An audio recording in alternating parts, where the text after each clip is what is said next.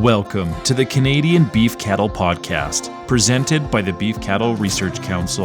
The most popular content from beefresearch.ca, available on the go. Before we get into this week's episode, a quick message from the BCRC. Feed testing is key to meeting your herd's nutritional needs and setting you up for success.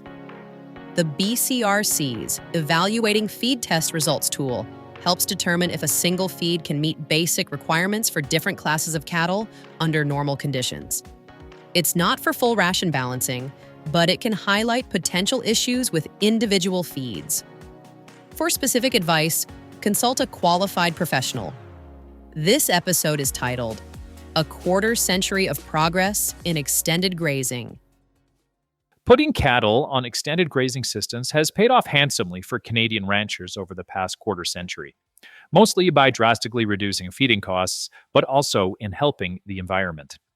Anytime you can graze a blade of grass that you didn't have to cut, bale, harvest, or store, it's cheaper, says Trevor Atchison. Things have been bad enough in the cow-calf sector lately. Without what we've been implementing over the years, things would be a lot tougher for us having to spend on expensive fuel and equipment. Atchison's Polar View stock farm calves 750 cows a year, backgrounds the calves over the winter and runs the heifers on grass. When conditions are tight, he buys in 250 to 350 feeders, usually heifers. Atchison owns 5,500 acres of land and 3,000 in pasture and rents 8,000 acres with half a pasture. The ranch is in southwest Manitoba, east of Pipestone, and has been in the family for 120 years. Atchison started taking over the reins of the business a couple of years after graduating high school in 1993, when his dad got busy with several different boards. Since then, he's been diligent in keeping up with developments through seminars, trade shows, and other learning opportunities. Extended grazing means keeping cattle out of the pens and corrals as long as possible. Methods include swath grazing, in which grain crops like oats, barley, triticale are all swathed in green stage and left in the field for the cattle. In bale grazing, bales of hay are placed in the pasture or hay field instead of feeding in barns or yards.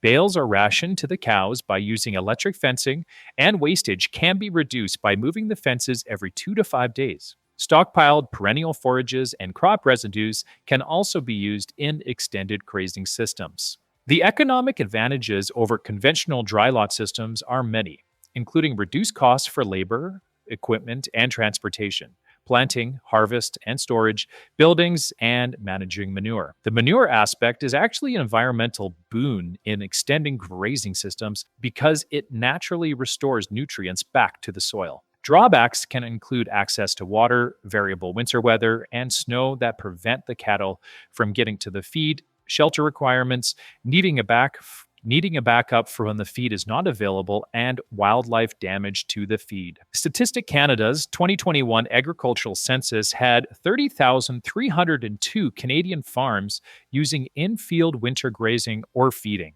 That's 41% of all farms reporting cattle, up from 35.4% in the 2016 census. More Canadian producers are using extended grazing because they have seen how well it works in real time, and because of the 25 years of research that has demonstrated how this practice is practical, economical, and environmentally responsible.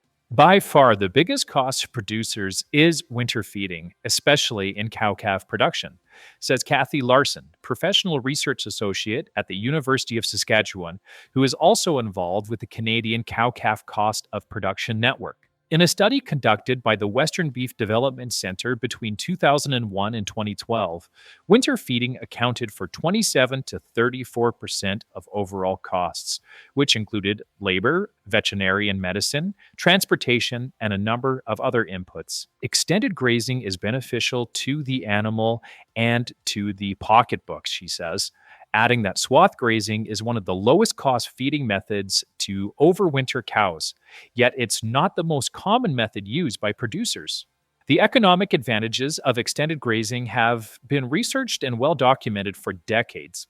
A study published in 1993 showed that stockpile grazing fescue was 52% cheaper than alfalfa cubes and silage in dry lot. In 2004, Dwayne McCartney and his research team at Lacombe found that swath grazing was $70 per cow cheaper over 100 days than dry lot and used 38% less labor. And environmentally, a 1997 study showed that pasture growth doubled after just 1 year of bale grazing.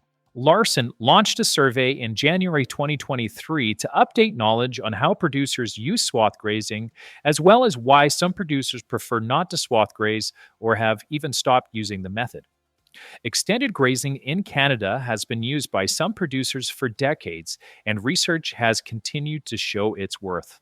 In 1996, researcher Dwayne McCartney moved to Lacombe, Alberta, when the beef research program in which he had been working for more than 20 years at Melfort, Saskatchewan, was closed by the federal government. There, during the late 1970s and early 1980s, he and the research team had good success with crested wheatgrass, normally grown much farther south than Melfort, for early spring and late fall grazing. In the summer, the cattle would be turned out on brome alfalfa pastures. The longer we could keep them, the cattle grazing, the better off everybody was, he says. They then moved into Italian ryegrass, which would be underseeded to oats or barley, which would be cut and used for silage. The ryegrass would then grow and be used for late fall grazing. We could graze cattle right up and into snow, he says, adding that during the late 1980s and early 90s, he heard about swath grazing being used by producers in Alberta. At Melfort, they successfully used swath grazing with oats and barley for a number of years. In the late 1990s, the Western Forage Beef Group was formed at Lacombe, with extension people from the province and federal research scientists. Funding from the Canada-Alberta Beef Development Fund enabled the researchers to undertake a large research program on swath grazing.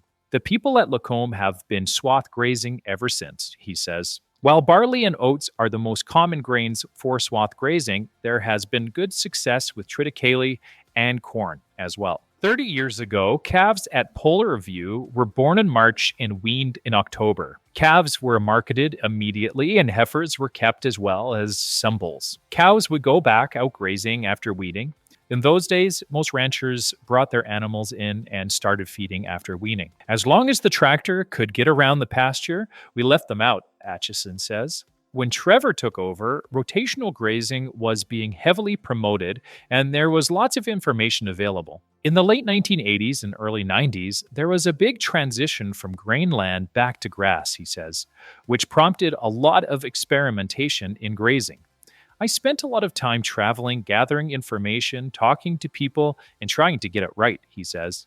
Today, Atchison's cattle stay out on pasture for the entire year, except for when they're brought in for processing, including pregnancy checks, body condition scoring, and vaccinations. Based on the body condition score and the age of the animal, he splits the herd into two groups, the ones that need extra nutrition and the ones that are doing fine.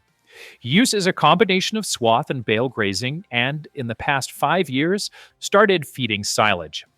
Calving now starts in May. The cattle are moved every other day in rotational grazing, which provides an opportunity to do health checks.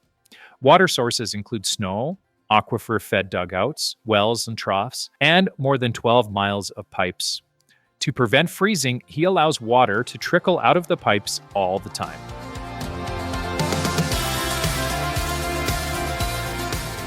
Thank you for listening to this week's episode. You can find all relevant links and information at beefresearch.ca or in the show notes. The Beef Cattle Research Council is funded by the Canadian Beef Cattle Checkoff and strives for excellence in the production of Canadian beef, cattle, and forage through research, innovation, and extension. Tune in every Tuesday as the Canadian Beef Cattle Podcast delivers straightforward insights, expert information, and a wealth of practical knowledge for Canadian beef producers. Subscribe now.